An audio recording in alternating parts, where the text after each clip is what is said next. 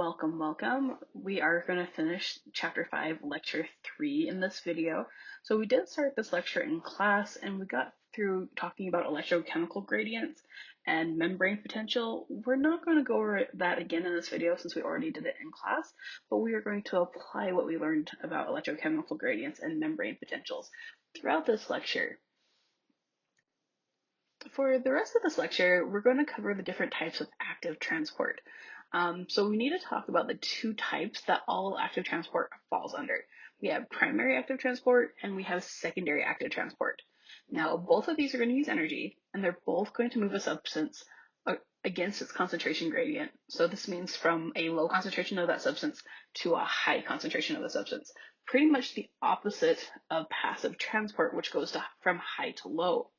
Now, even though these both do the same thing, they do it slightly differently. The biggest difference between primary active transport and secondary active transport is how they use energy. Primary active transport is going to directly use energy. So it's going to use the energy molecule ATP, adenosine triphosphate, to move something from a low concentration to a high concentration. Secondary active transport, on the other hand, or co-transport as it's called, is going to use something that's made by primary active transport, but it's not going to directly use ATP. It's going to use the energy stored in a electrochemical gradient that is made by primary active transport. Okay, so they still use energy. One does it directly, the other does it indirectly. So when we talk about active transport, we have to talk about the proteins that help in this process of actively transporting things across the membrane. So active transport uses transmembrane proteins called pumps in order to pump something from a low concentration to a high concentration using energy. So we have three types of pumps. We have, let me get my little mouse going here. We have uniporters, symporters, and antiporters. Now, you need to know these three types of pumps. These are going to be very important on the next exam. Now, they're really easy to tell apart.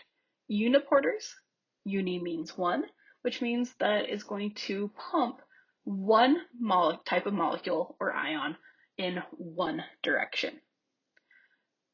Symporters and antiporters, on the other hand, these both are going to move two different types of molecules or ions across the membrane.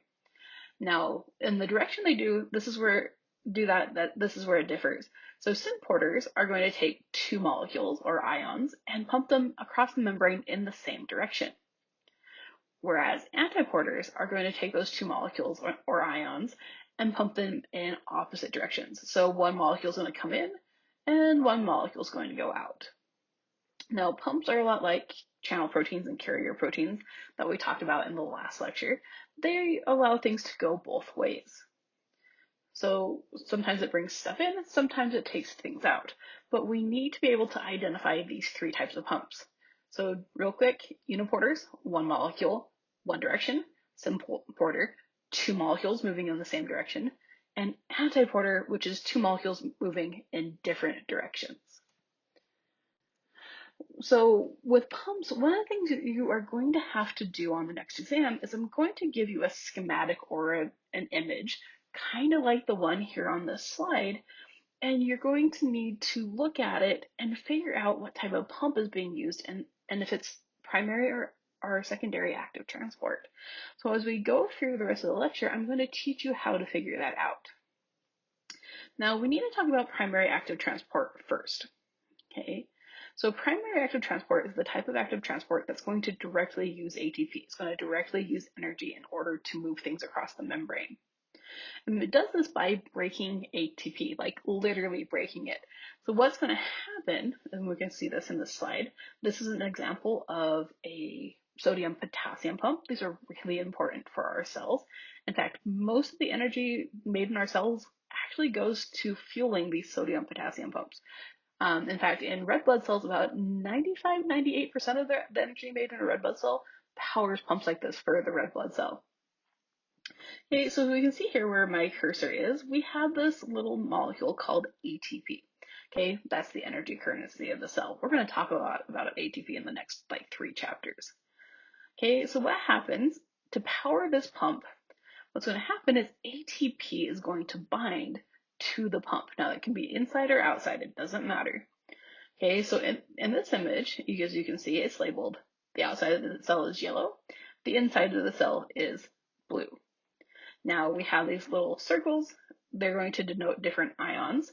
So the blue ones are sodium and the yellow ones are potassium. Okay, so what's going to happen is ATP is going to bind to the pump, okay, along with 3 sodium 1 plus ions. Now when this happens, we get a conformation or a shape change. Okay, so what's going to happen is when this happens, the sodium 1 plus ions can flow into the protein, like we see here. And when it does that, it's also going to change shape again. Now, when it changes shape, it's going to take our ATP and pull what is called an inorganic phosphate, or just phosphate, off of ATP, making it go to ADP, or adenosine diphosphate. Okay, so the breaking of the bond, breaking off of this phosphate group, the energy released from breaking that bond is going to power this pump. Okay, so once that happens, it's going to open on this side, and we're going to see the sodium 3 plus ions leave the pump. Now, when this happens, we can take 2 potassium 1 plus ions from the outside of the cell. They're going to come in, and when they come in, they're going to cause another shape change, okay, which is going to release this phosphate group from ADP, that we removed from ATP to make ADP. And when that shape change happens, it's going to bring those 2 potassium ions across the membrane. And this phosphate releases from the protein, and then it can go be used to remake ATP from ADP. Okay, so for every 1 ATP molecule, we move 3 sodium 1 plus ions out of the cell, and we bring 2 potassium 1 plus ions into the cell. You need to know those numbers. Okay, this is one of the most important pumps in animal cells. Okay, in fact, if you take as a whole in a human, all the energy being used every day, we can attribute on average about 30% of that human's body ATP usage is going to be just for running these pumps alone, which is pretty cool. Because sodium potassium pumps are so important for living cells, we need to talk a little bit more about them. So sodium potassium pumps, their sole job is to maintain and establish electrochemical gradients, which maintains and establishes the membrane potential for living cells. So this is what's going to give living cells that minus 40 to minus 80 millivolts of charge across the membrane. Sodium potassium pumps and other pumps like it that help maintain the membrane potential have a very special name. They're called electrogenic pumps. And the reason for this is actually pretty simple. They create a charge imbalance. So let's reset my pointer here, and let's let my animation reset again. Okay, so in this animation, you can see ATP coming and binding, and you can see it breaking off here. So it's a really fast guy. Here we go. Okay, ATP, 1 phosphate's left behind, 3 sodium ions go in, we get a shape change, it releases them, the potassium 1 plus ions come in, and it brings it inside the cell. Now, because we are having 3 1 plus ions go out and only 2 1 plus ions come in for potassium, we have a charge imbalance. We're shipping out 3 plus and only bringing 2 plus back. This is what's going to establish that slightly negative interior of the cell and that slightly positive exterior environment for the extracellular matrix. And it's all because we're not pumping the same amount of ions out as we are in. Okay, so 3 1 plus charges come out and 2 1 plus charges come in. Okay, this is how cells maintain their membrane potential. And this is why sodium potassium pumps are always running. They have to maintain that electrochemical gradient in order to maintain that membrane potential. And the electrochemical gradient is going to come in really handy when we talk about secondary active transport. Okay, now one of the things I told you you're going to have to be able to do is you're going to have to be able to look at a schematic like this and tell if the pump being used is a uniporter, a symporter, or an antiporter. Now, I have shown you on the last 3 slides alone 3 different depictions of a sodium-potassium pump. Now, they're all slightly different. Now, for this one, we're going to take a really close look. Now, when we're trying to figure out what type of pump this pump is, we need to look for 2 things. We need to look for the number of molecules being involved, right, or ions. Okay, 1 means we have a uniporter, 2 means we have a symporter or an antiporter. And then we have to look at the directions that molecule or molecules are moving. Now, in this picture, as we can see, we have this nice little bar here. We have the plus and negative sign and the plus and negative sign. This shows us where we have high concentration of both of these ions. So we see that we have a high concentration of sodium plus on the outside of the cell, and we have a low concentration on the inside of the cell. For potassium, it's flipped. Potassium, we're going to have a large concentration inside of the cell and a low concentration outside of the cell. So if we look here to figure out which is the inside and the outside, we have cytoplasm here. Cytoplasm means it's the inside of the cell, which means the extracellular space out here is the outside of the cell. Okay, so first things first. Here's ATP. We see it's 3 phosphates. We can see that it's going to break this one on the end off. And this is what's going to power this pump, is when we break this chemical bond here. Okay, now I want you to look at this really quickly. How many molecules are involved, or ions in this case, and in what direction or directions are they moving? I'll give you a second.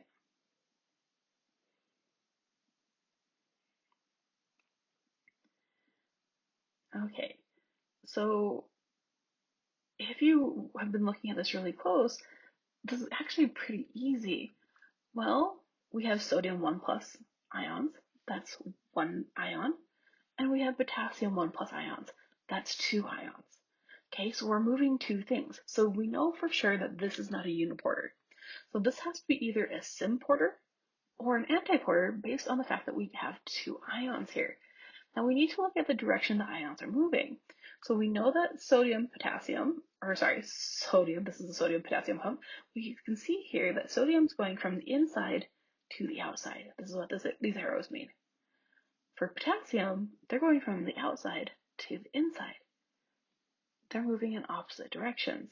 Because they're moving in opposite directions and we have 2 ions, a sodium potassium pump is an antiporter.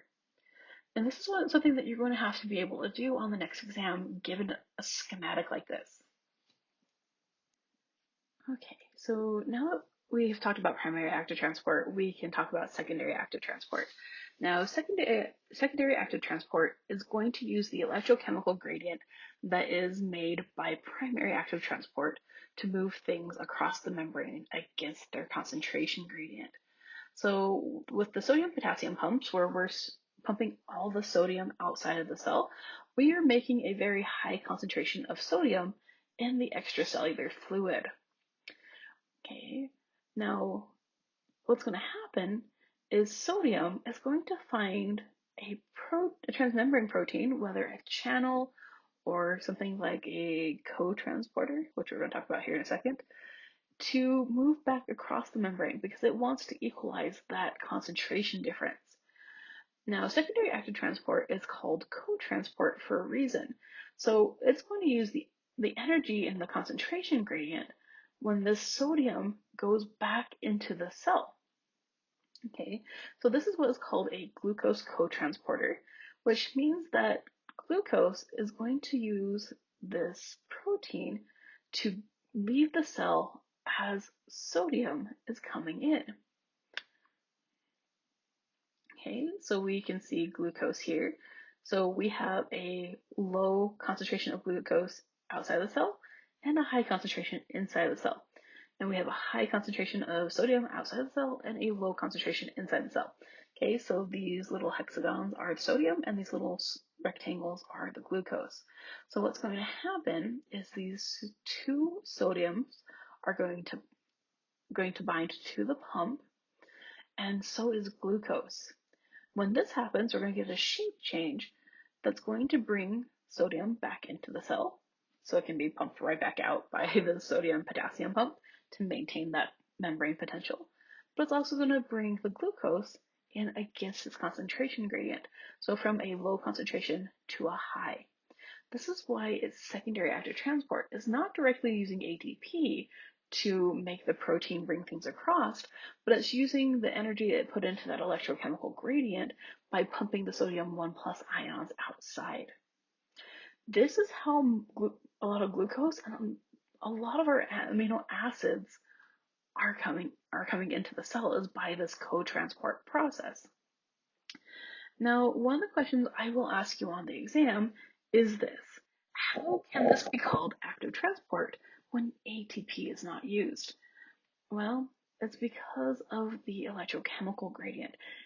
By making the electrochemical gradient with primary active transport, we store a lot of potential energy in that electrochemical gradient. So as sodium is moving with its concentration gradient, so going from high to low, that's going to provide the energy needed to move glucose from a low concentration to a high. Now, secondary active transport is known as a coupling process. This is because secondary active transport is always coupled to a primary active transport process, because it has to have something that's directly using the ATP to make that electrochemical gradient, or it would never work. Okay, it's also called coupling because we're using the gradient of one to change the gradient of another. Okay, so we have one going from high to low and the other one going from low to high. But this is why it's still called active transport, because we're using the product of directly using ATP. Even though we're not directly using ATP here, we're still using the energy provided by ATP. Okay, I've already talked about this one on the other slide. As I said, this is a co-transporter. Okay, so we're going to always have something that's moving with its gradient, so going from high to low. That's going to allow for the transport of something up a gradient or uphill of a gradient, which is going to move something from a low concentration to a high concentration. Okay, now a lot of times these are going to be carrier proteins. So they're going to have a shape change that's going to open them up and allow things to go back and forth. Now, as you can see, we need to figure out what type of pump this is. Okay, so we need to ask ourselves those two questions. How many molecules or ions are involved, and in which direction or directions are they moving? So if we look here, right, we have sodium, that's one ion, and we have glucose, which is one molecule. So we have two things moving across the membrane. So again, this is not a uniporter. This is going to be either a symporter or an antiporter. So we need to look at which direction they're moving across the membrane. Are they both moving in the same direction, or are they moving in opposite directions? Well, as we can see by the arrows here, we have both of these things from the outside coming in, so they're both moving in the same direction. So two things moving in the same direction means that this is an antiporter.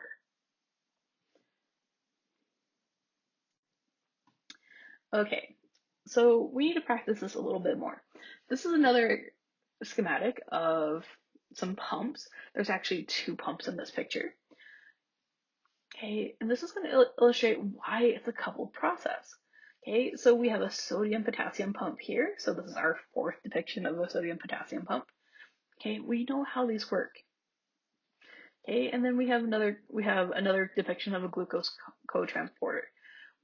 So what this is telling us is that we cannot have secondary active transport or co-transport without primary active transport coupled to it. Okay, these are coupled together by the sodium ions. Okay, so the sodium potassium pump is going to pump the sodium outside of the cell, and make a large concentration gradient outside. Okay, so large concentration of this is outside, and then this co-transporter is then going to bring sodium back into the cell with its concentration gradient. But as it does that, it's also going to bring the glucose through with it. Okay, now you're going to get pictures like this on your test. And the question is going to ask what type or types of transport are in this picture and what type of pumps are using if it's active. Okay, so what we have to do here is identify the fact that there's two types of transport here. So we have something directly using ATP. This is what we use to identify primary active transport, is we look for which one's using ATP. So if it's directly using ATP, it's primary active. And if it's something like this that's using a concentration gradient to move something against its concentration gradient, this is what's going to let us identify it as secondary active transport. So if I have to answer that question, I'd say the sodium potassium pump on the left is a antiporter. It's moving two things in opposite directions, and it's powered by primary active transport because ATP binds to the pump. Our second one, the glucose co-transporter, on the other hand, is secondary active transport because it's using the sodium 1 plus ions that are pumped out by the antiporter to bring them back in with along their concentration gradient, while they're bringing glucose from an area of low glucose concentration to high glucose concentration. So it's secondary active transport. Okay. One of the really important things on the next exam is to make sure that you read questions carefully. Okay, so we have to talk about the last thing that falls underneath active transport, and that is bulk transport. Okay, bulk transport is active transport, is going to use energy. Now, how it uses energy, we're not going to discuss that in this class. We're just going to talk about the different types of bulk transport. Okay, we've talked about so far in chapter 5 about small molecules and ions. Like the biggest thing we've talked about so far is amino acids and glucose. But cells bring in large things all the time, and sometimes cells need a lot of something all at once. Okay, so channel proteins and carrier proteins are really great at bringing single things in or small amounts in. Okay, but they are too small and sometimes too picky about what they transport to bring a lot of things in all at once. Okay, so we need to talk about the mechanisms we use to bring a lot of things in. Okay, so this is where bulk transport come in. Okay, this is how we bring large particles in or large amounts of something across the membrane. Okay, we have different mechanisms, but all these mechanisms of bulk transport are going to fall under one of two types. Okay, so bulk transport can either be endocytosis or exocytosis. Okay, cyte means cell, endo means in, exo means out. So if we have endocytosis, this is the process of taking things into the cell. If we have exocytosis, this is the process of taking things out of the cell. Okay, and this is exactly what they do. Endocytosis brings bulk material into the cell, while exocytosis exports lots of things out of the cell. Okay, so while talking about bulk transport, we're going to start with endocytosis first. Now, there's a lot of different types of endocytosis, but they all follow the same basic procedure, and they're all going to bring things into the cell. Okay, now the way that they bring things into cells is that they're going to make something called a vesicle out of the plasma membrane.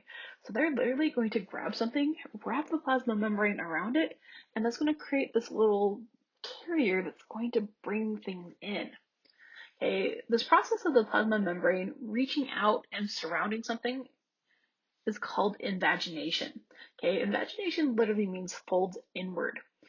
Okay, so it's going to make a pocket around the target particle or particles, and then it's going to slowly start to bring them in, and as it does that, it's going to pinch off. Okay, so it's going to make this nice little round, what we call a phagosome or endosome. Okay, endosome for endocytosis. And then that's going to bring all this material the cell needs into the cell. Okay, so we have three types of endocytosis. We have phagocytosis, pinocytosis, and receptor-mediated endocytosis. Now, these all have the same basic mechanism. So if we look here in the picture, you can see the plasma membrane reaching out to surround whatever it's going to bring in, and it's going to pinch off, kind of like you can see here, which is going to make this vesicle. Now we have a lot of different names for vesicle. Sometimes it's a vesicle, sometimes it's a coated vesicle, sometimes it's a phagosome, sometimes we give all three the name the endosome. Okay, they all refer to this vesicle that we're making, this little pocket that's going to hold whatever we're bringing in across the membrane. So even though they all do this process of invagination and pinching off to make the vesicle, they're going to do it for different reasons. So we're going to talk about each of these in more detail. The first one we're going to talk about is phagocytosis. Phago means eating, cyte means cell, so phagocytosis literally translates as cell eating. Okay, this is the type of endocytosis that's going to bring really large particles in large amounts across the cell. In fact, we can actually eat whole cells and bring them across the cell, or pieces of dead cells across the cell by phagocytosis. Okay, so as we can see here, we have our little pocket being formed. Okay, so this is the invagination process. It's going around, around this large food particle. Okay, and then it's going to start bringing it in until the plasma membrane pinches off, and we create this little vesicle or this phagosome. Okay, sometimes we also refer to this as the food vacuole because we've now have a really lovely place to store this food that we just brought in. Okay, now the thing is with these vesicles, there are proteins that are going to help stabilize the vesicle. For phagocytosis, there's going to be a lot of clathrin in the membrane of this vesicle that's going to help it stay formed. Now in phagocytosis, once the food vacuole or the phagosome is made, it actually has this process. So once it's made, the cell is going to recruit the lysosome if you're an animal cell. And the lysosome is going to actually come in and it's going to fuse with this phagosome right here to make a phagosome lysosome complex. So basically, when the lysosome fuses with it, it's going to dump all those digestive enzymes, right? The lysosome is the garbage disposal of the cell. And it's going to start to break down this food particle that it brought in into its constituent amino acids and sugars that can then be released into the cell and used by the cell to make energy. Now on the next slide, we're going to watch a couple of videos and I'm going to kind of talk through them. One of them we've seen, the other we haven't. Okay, so let me see okay, so we can see this guy here. This is our white blood cell. It is chasing a bacteria through some red blood cells. Okay, so the process by which a white blood cell or any of your immune cells get rid of a foreign invader like a bacterium is by phagocytosis. Okay, so you can literally see it reach out and engulf it and bring it in. And now if we watched it for a little bit longer, we probably would see that bacterium that's in that white blood cell disappear. Now, white blood cells are one of our cells that have a lot of lysosomes. And that's because their whole job is to eat things that aren't part of us and get rid of them so they don't make us sick. Okay, so this next picture is an amoeba. Okay, so the green guy is the amoeba, and you can see him trying to eat a yeast cell. I don't know why I call it a him. I like to anthropomorphize things. But we can literally see this process of phagocytosis trying to happen, even though the yeast cell is a little bit too big for this amoeba to eat. So we can literally see it's going to try to flipping it. Yep, there we go. We see it flipping at different sides. It's going to use its pseudopods, its fake foot, to try to get a better grip on it. And we can literally see it make the pocket and try to wrap the membrane around this yeast cell.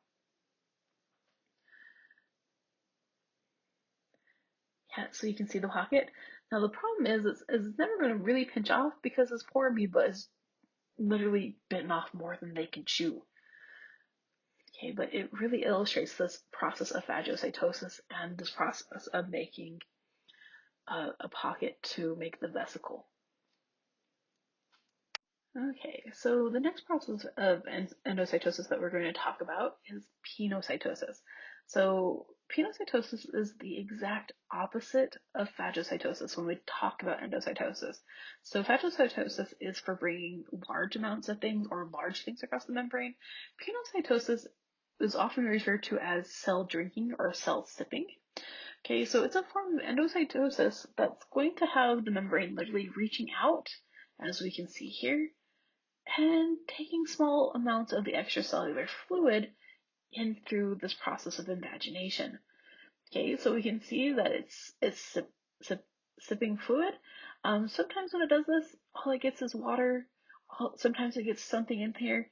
When it breaks off or pinches off and makes the vesicle, it's actually going to make a vesicle that's considerably smaller than the phagosome or the large food vacuole that's made in phagocytosis because we're not bringing a lot through. Okay, so phagocytosis, large vesicle, brings large things or large amounts in. Pinocytosis, sipping, we bring small amounts of something in smaller vesicles. So when we talk about pinocytosis, we have to talk about a special case of pinocytosis. Now this is actually really exciting because this information is only about 3 years old. Like it was very recently added to our biology book. So there's a special case of pinocytosis called podocytosis. Now, podocytosis is going to do the same thing as pinocytosis. We're going to make a vesicle from sipping small amounts of extracellular fluid. The thing is, when we're doing podocytosis, one of the differences is the interior of the membrane that is going to make this pocket is going to be covered in a coating protein called cavelin. Now, cavelin is going to behave a lot like clathrin in phagocytosis, and it's going to stabilize the vesicle. Okay, so we have the outside of the vesicle covered in this cavelin, and it's going to form these cavellae. Okay, these are smaller than the vesicles that are used in regular pinocytosis. So what's going to happen is our cell is going to take a small sip of the extracellular fluid. We're going to make the cavellae. Now, the difference between pinocytosis and podocytosis is where the vesicle goes. Now, in pinocytosis, a lot of stuff that's brought in by pinocytosis is going to be stored in those small vesicles until the cell needs it. Every once in a while, the small vesicles will fuse with the lysosome and break what's down in the vesicle down like it would in phagocytosis. Podocytosis, on the other hand, isn't going to do any of that. So podocytosis is involved in what's called transcytosis. Remember, trans means across. So transcytosis means transport across the cell. And this is exactly what podocytosis does. So once this little vesicle is made and it's stabilized with the cavelin that's coated on the interior of the cell membrane, so the cytoplasmic side, it's going to start to move through the cell following the cytoskeleton.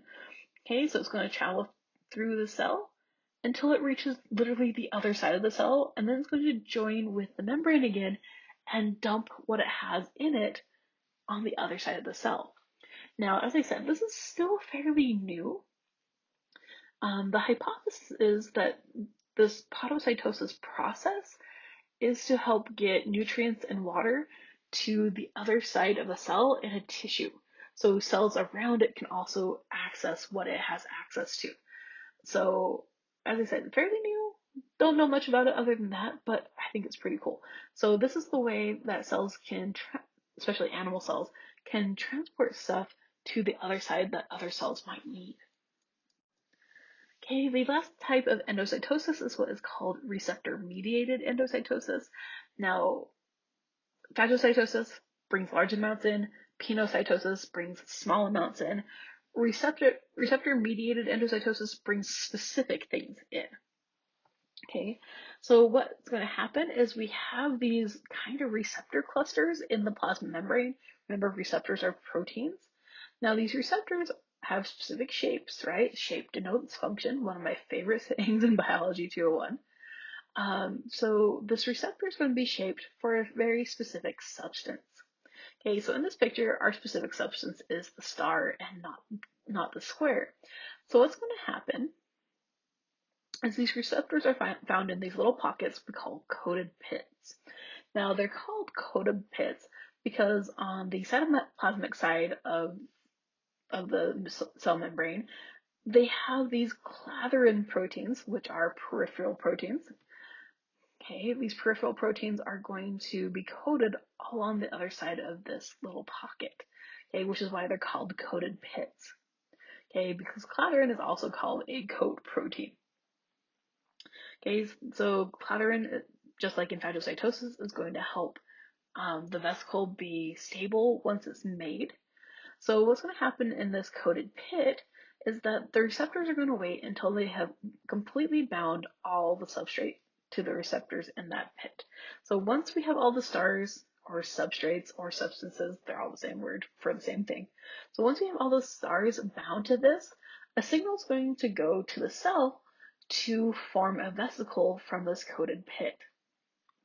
Okay, so once endocytosis is triggered, our pocket's going to become even more pocket-like, invagination is going to happen, and it's going to start to pull in, and as it does, it's going to pinch off into what we call the coated vesicle because of all these coat proteins or clathrin on the outside of the vesicle. So not only are these coat proteins, this clathrin, going to stabilize the vesicle, but it's also going to help in the process of pinching the vesicle off. Okay, so it's going to help this vesicle get its rounded shape. Okay, and it's going to help this vesicle bud off from the membrane to make a solitary vesicle. Now, receptor-mediated endocytosis is going to bring large amounts of a specific substance that is relatively rare in the extracellular fluid. So when we say something's rare, that means it's found in low concentrations. Okay, remember we're going from a low to high concentration a lot of the time with active transport. So receptor-mediated endocytosis' whole job is to bring specific things in. So we're going to have a bunch of different types of receptors, all for different substances that the cell is going to need. Okay, unfortunately for us, while this is great and it brings in specific molecules that our cell needs, um, less than friendly parties have figured out how to use this mechanism too. So a lot of viruses and bacteria have figured out how to use this process to gain entry into the cell where it can hide from the immune system. So the flu virus, diphtheria, the cholera toxin, all have evolved to take advantage of this receptor-mediated endocytosis. So all of this bacteria, this virus, this toxins are proteins, by the way, so you know, they all will have a shape similar to the star or whatever shape the receptor is going to be in, so that that instead of binding that substance, it's going to bind the virus or the bacteria to that receptor. And once all the receptors are full, this is how viruses and bacteria trick our cells into bringing them in, and which is going to lead to an infection of either the virus or the bacteria. And that's going to get us sick. Okay, so now that we're done talking about the three types of endocytosis, we need to talk about the last type of bulk transport, which is exocytosis. So this is how we take things out of the cell. Now, all cells have to take in a certain amount of nutrients and molecules in order to function properly, but they also need to release molecules. Now, they're going to need to release waste products so the interior of the cell doesn't become too toxic. We're going to make proteins in the endoplasmic reticulum and process them in the Golgi apparatus that are going to need to go to the plasma membrane and be let into the extracellular space. We're also going to make signaling molecules that are going to allow cells to communicate with each other. So the way that all of these get out is through this process of exocytosis.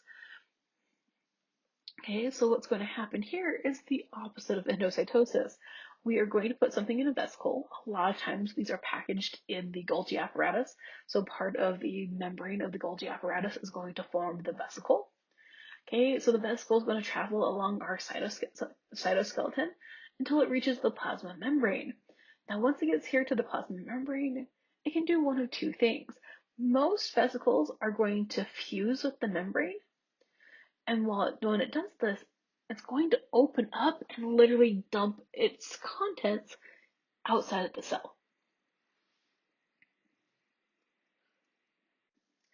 So most vesicles are going to do this. They're going to fuse and join and become a part of the plasma membrane that's surrounding the cell. Now, the other way that they can get rid of the contents of the vesicle is by what we call the kiss and run model. So just like in the previous way where it's going to join the plasma membrane, the vesicle is going to travel along the cytoskeleton and get closer and closer, and then it's going to lightly fuse with the membrane. Okay, it's going to fuse just enough that the membrane's going to open it up enough that it can dump its contents out into the extracellular space, and then it's going to release itself from the membrane and close the vesicle back up, and it's going to go back to where it started. Usually it's going to go back to the Golgi apparatus. Okay, this is why it's called the kissing method, because it gives a light kiss to the membrane and dumps what it needs to out into the cell exterior. So that is bulk and active transport. Now, the last little thing I want to do in this video is I want to go through a couple of example problems, and these are going to be like the type of problems that you're going to see on the next exam. So let's learn how to answer them. Because one of the really important things about the exam, especially for exam 5, I think in my opinion, it's probably one of the harder exams that we take in the class. And that's because there's a lot of questions asked in one problem. So we need to make sure that we're answering everything. Okay, so let's do example problem number 1. Now, as you can see here, example problem number 1 is composed of 3 questions. It's asking, is this passive or active transport? What specific type of transport is this? And what type of pump is this? Now, what type of pump only applies if it's active transport? Now, we need to look for some key things. So the first thing we need to look at and answer is this passive or active transport? Now we're literally going to look to see in which direction something's moving with a concentration gradient. Is it going from high to low, like in passive, or is it going from low to high, like in active? So as we've seen a bunch of different things. Now in this picture, we see this little triangle for the concentration gradient. Okay, this is for glucose. Now this triangle, as you can see, is bigger on this side and smaller on this side, which means that the outside of the membrane here has a higher concentration of glucose than it does on this side of the membrane. So this is the high and this is the low. Okay, so this is our protein that's going to help. Okay, and as we see this this arrow has it going this way. Okay, so if we match this up to our concentration gradient, this means that this glucose is going from a high concentration to a low concentration, which means this is passive transport. Now, what type of passive transport is this? Now, we have this shape here, right? We have this protein. When we use proteins, this is one specific type of passive transport. This is facilitated diffusion, so that would be our answer. And our reasoning is that the glucose is using a protein to cross the membrane. Now, if the glucose was, or any other molecule, glucose is not going to do this, the arrow was literally here without any protein, it'd be just regular diffusion. Okay, if this was water instead of glucose, then that would be osmosis. Okay, but this is simply passive transport, and this is specifically facilitated diffusion. You need to make sure that you explain your reasoning behind your answers. Okay, now if we were to name this as a pump, we have one molecule going in one direction. This would be a uniporter if this was active transport. Okay, so let's apply the same thing here to problem number 2. And it's asking the same questions. Is this passive or active transport? What specific type of transport is this? What type of pump is this? Okay, so just like the previous one, we have these little triangles. We actually have 2 on this one. Well, which makes sense because we have yellow circles and we have green circles. Okay, so it's saying that the outside of the cell has a low concentration of the green and the inside of the cell has a high concentration. Okay, as we can see here by the outside of the cell and the cytoplasm labels. The yellow circle, on the other hand, is going to have a high concentration outside and a low concentration inside. So the first thing we need to do is we need to figure out if this is passive or active transport, which means we need to see if things are moving with or against their concentration gradients. So let's start with the green guy. We know that it is here and that this is the low concentration and inside is the high concentration. Well, if we look at this arrow is pointing from low to high. So this is active transport for the green guy. Let's just check with the yellow guy. Let's see what that's doing. So the yellow guy here has a large concentration outside the cell and a small concentration inside the cell. And the arrow is pointing as it's going into the cell. So the yellow is going from high to low. Okay, so is this passive or active transport? It looks like we have both. Now, if it looks like it has both, this is going to be active transport. We have one that's moving from a low concentration to a high, so this will always be active. Now, this is also going to help us figure out what specific type of active transport. Is it primary? Is it bulk? Or is it secondary active transport? Well, if we look here at this protein, this pump, we don't see any ATP, so it cannot be primary. And the fact that we have something, aka the yellow circle, going with its gradient, so going from high to low, this is a co-transporter. Okay, so we're going to hitch a ride with the electrochemical gradient of this yellow guy to bring the green guy against its gradient. So this is secondary active transport because of that. Now, because it's active transport, this is a pump, so we need to figure out what type of pump this is. Well, we have 2 different circles, so we have 2 different molecules or ions. So this is going to either be a symporter or an antiporter. So we need to look at the directions. So if we look here, both arrows for green and yellow are pointing in the same direction. So same direction, 2 molecules. This overall pump is a symporter because of that, because both are moving in the same directions. That's all the reasoning you need to identify that. So hopefully that was helpful. Hopefully you can do this on the exam. We will see you in class later.